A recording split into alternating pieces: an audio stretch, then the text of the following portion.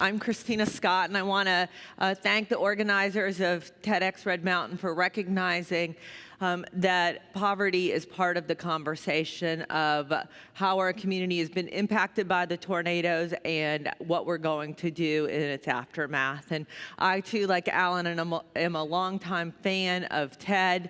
I discovered it when I got the documentary, The Future We Will Create, off Netflix, and it really feels like it's been a big part of my life in Birmingham. And so it's really a thrill to spend some time with you here tonight. The title of my presentation is Tikkun Olam, or Repair the World. It's a basis of the Jewish faith.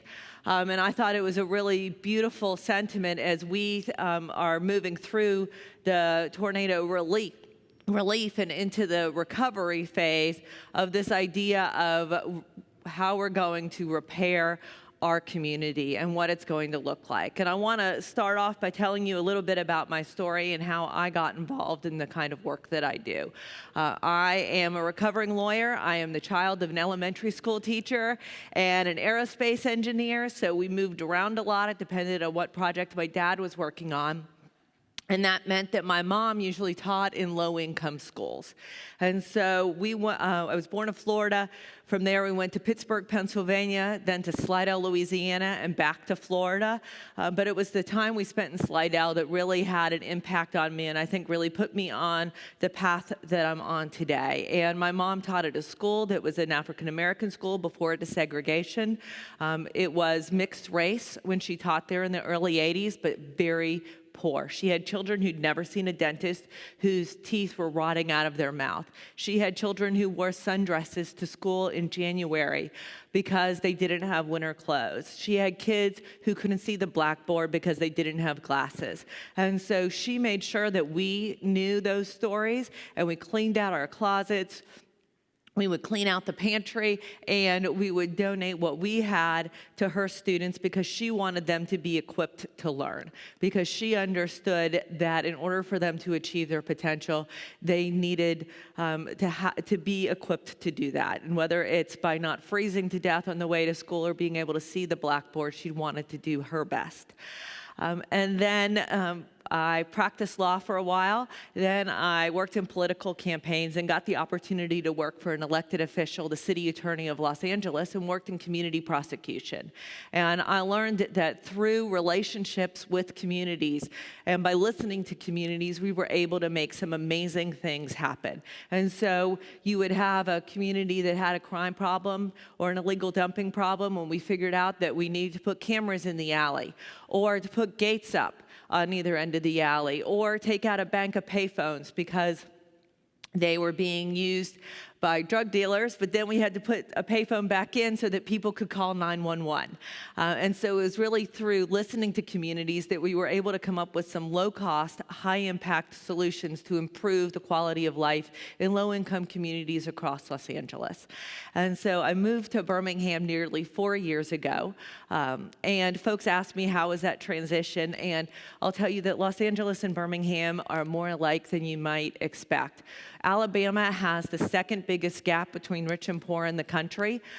We're the sixth poorest state. 17.5% of Alabamians and nearly a quarter of our children live below the federal poverty line, which is less than $22,000 a year for a family of four.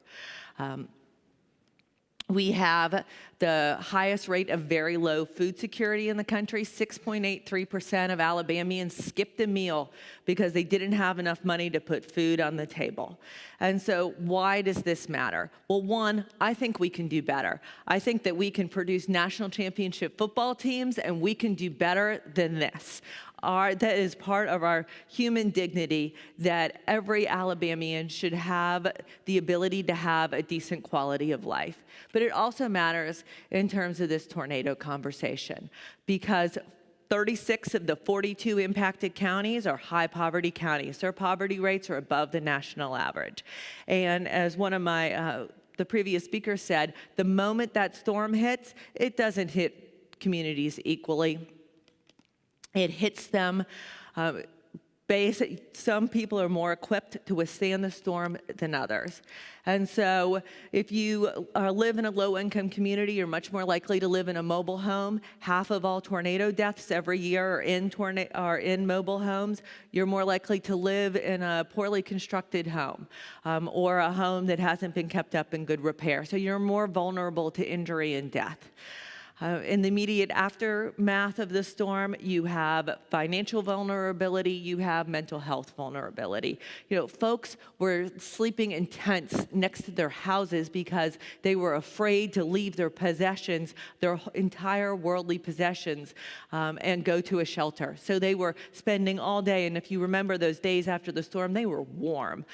So they were out in the sun, going through everything they owned, sleeping in a tent next to it because they were afraid to leave. I cannot even imagine that.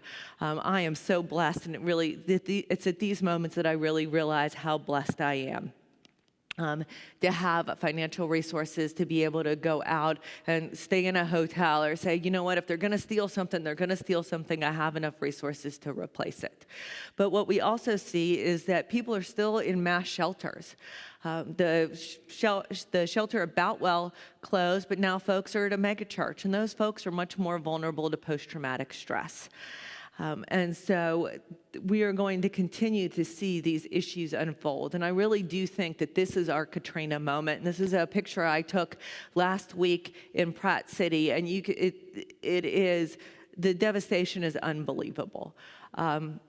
And so we have this amazing opportunity at the same time to really address some of the underlying causes of poverty, because so much of the state has been impacted by the storms, because so many of the impacted communities are low-income communities, that it is up to us to realize that we are in this moment to make big changes that are going to help equip our communities to be more resilient, because these storms are going to come again. It might not be as many as at one time, but we are going to have tornadoes again, and it is up to us to make a better, more resilient Alabama.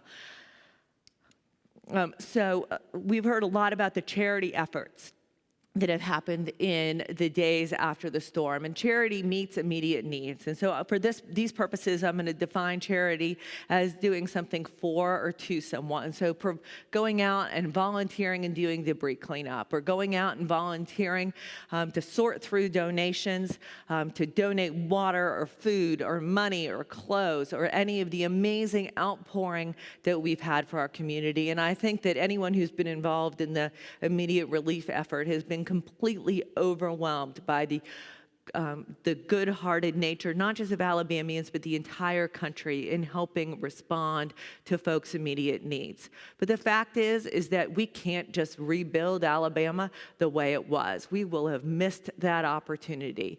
And so it is through relationships that we're really going to be able to make a better Alabama. And by relationships, I mean really understanding that our communities, every impacted community, has tremendous assets and strengths. To not go in and say, well, we're going to fix this up and put in a community garden and bring you all these resources because we're here to help. But to understand that that community has a vision for what it wants its future to look like, that it has tremendous assets and resources, and that it is through those relationships that we can really repair Alabama. And that we can use our gifts and our assets in conjunction with the gifts and assets of the impacted communities to make sure that our community can achieve all its potential. Birmingham is the magic city. Alabama is a magical place to live, and I really do believe that we have a moment in time to capture, and over the course of the next year, 3 years, 5 years, to make sure that our community is really the treasure and is seen as the treasure that it can be. And so I want to ask you to join the Alabama Possible movement. Alabama Possible is really about the power that each one of us has to impact our communities, to eliminate poverty. And I ask you to join in that movement and to figure out how you can use your skills and talents and be in relationship and help Alabama achieve all that it is possible, all that's possible for us. So thank you so much for this opportunity, and I look forward to continuing this discussion.